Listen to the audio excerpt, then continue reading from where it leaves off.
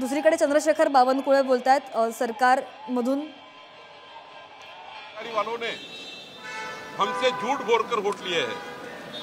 ये सच का सच सामने आ जाएगा, क्योंकि ये लोग जातिवाद करके ही जीत सकते हैं। इनके पास बताने के लिए कोई काम नहीं है, इनके पास कोई डेवलपमेंट नहीं है, इंफ्रास्ट्रक्चर नहीं है, कुछ नहीं है।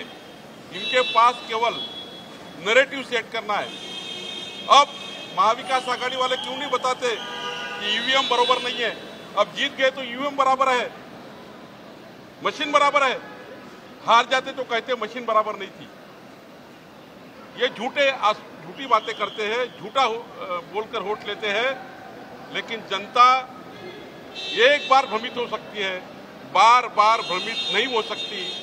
विकास की राजनीति देश को आगे लेके जाएगी, विकास की राजनीति महाराष्ट्र को आगे लेके जाएगी।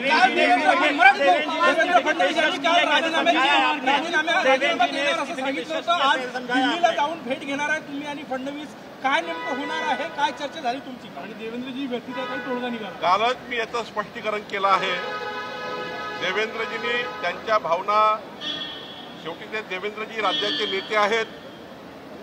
साहजिक वाटतं की जेव्हा या प्रकारचं राजकारण होतं, देवेंद्रजींनी मुख्यमंत्री म्हणून 5 वर्ष आणि आता उपमुख्यमंत्री म्हणून आणि मोदींच्या नेतृत्वातल्या प्रत्येक योजना, मागच्या 10 वर्षात मोदींच्या सरकारने केलेलं विकासाचं काम, गरीब कल्याणाचं, मध्यमवर्गीय कल्याणाचं जे काम केलं, या राज्यामध्ये 6.5 कोटी लोकांना मोफत अन्न भेटत आहे।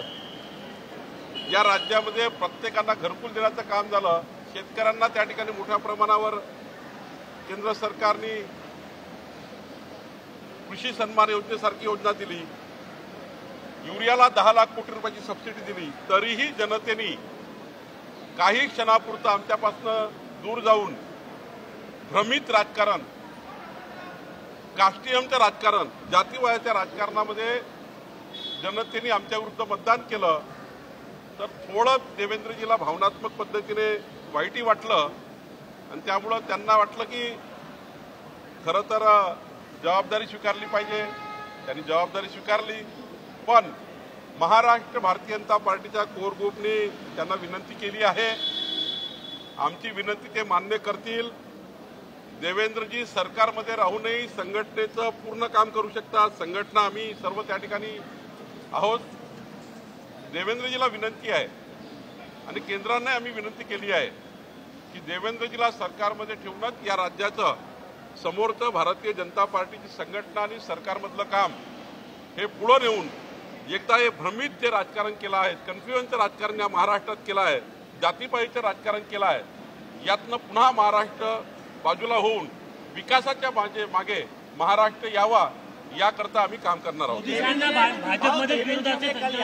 पेशकश की थी, अभी दिल्ली में मीटिंग होने वाली, तो क्या वहाँ पे भी पेशकश करेंगे या साथ ले जाएंगे? यस, मैंने कल ही बात की है दिल्ली से, हमारे केंद्र के नेताओं से बात की है। हम आज भी करेंगे, वैसी जरूरत नहीं गिरेगी। केंद्र के हमारे सारे नेता ये बात को जानते हैं कि देवेंद्र जी की कोई इसमें गलती नहीं है।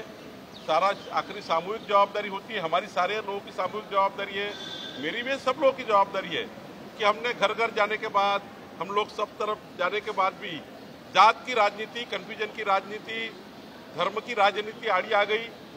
इन्होंने कन्फ्यूजन तैयार किया, वो राजनीति में हम लोग थोड़े कमजोर हो गए। लेकिन इसका मतलब नहीं है एक चुनाव में कोई हारने से कोई सारे चुनाव को उसका इफेक्ट होता है। आने वाले चुनाव में जनता दोबारा महाराष्ट्र के विकास का विचार करेगी।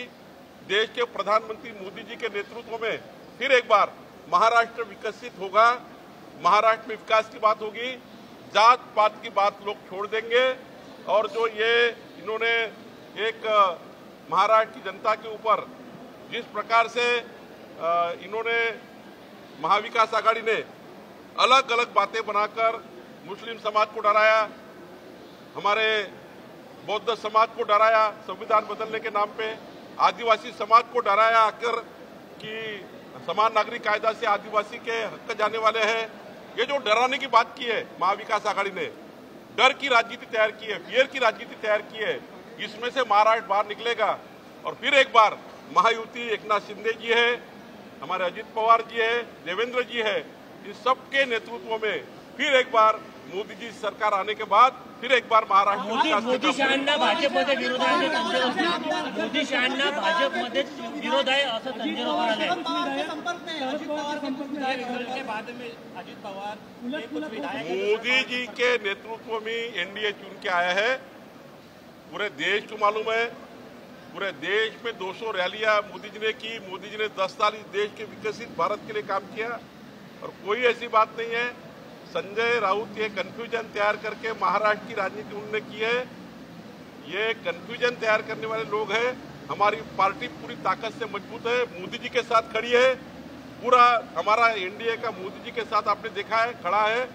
और संजय राउत के बाद में आखिरी उन्होंने अपने पार्टी में झांकना पड़ेगा उनको, उनके खिलाफ कितने लोग हैं। देखिए, मोदी जी विश्व के नेता है, देश के नेता है और मोदी जी को पूरे देश ने मैंडेट दिया हुआ है। महाराष्ट्र में भी मैंडेट मिला हुआ है। हम सीटें हार गए, लेकिन आप देखिए परसेंटेज ऑफ वोट की बात करें, बीजेपी सामने है। अगर वोटों की बात करें, बीजेपी सामने है। थोड़ा हमारी सीट कम ज्यादा हुई है। 8 सीटों में तो हम केवल 10,000 और 20,000 से हारे हैं। 8 सीटों में थोड़ा मोटा हुआ है। हम हार स्वीकार करते हैं, विचार करेंगे, विचार मंथन करेंगे, सामने जाएंगे। लेकिन मोदी जी के साथ पूरा देश खड़ा है, महाराष्ट्र जनता खड़ी है। महाराष्ट्र की जनता ने मोदी जी को वोट दिया है और पिछले बार से वोट कम नहीं मिला है, पिछले बार से वोट ज्यादा मिला है। केवल सीटें जो है 8,000, 10,000, 3,000, 4,000 से हार के हमारी 10 सीटें कम हुई है। फडणवीस राजीनाम्यावर कायम आहे का? फडणवीस राजीनाम्यावर कायम आहे का आताही? मला वाटतं आम्ही सर्व कोर ग्रुपनी त्यांना विनंती केली।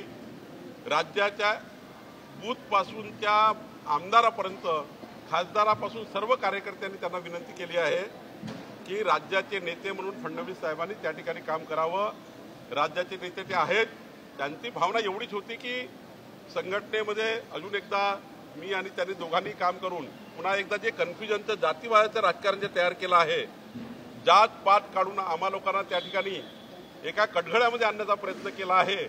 निश्चितपणाने ते थोडे दुःखी झाले, व्यथित झाले आहे आणि व्यथित होणं स्वाभाविक आहे। शेवटी प्रत्येक व्यक्ती मनुष्य आहे, प्रत्येक मनुष्याला हृदय आहे, त्याच्या हृदयाच्या भावना आहेत।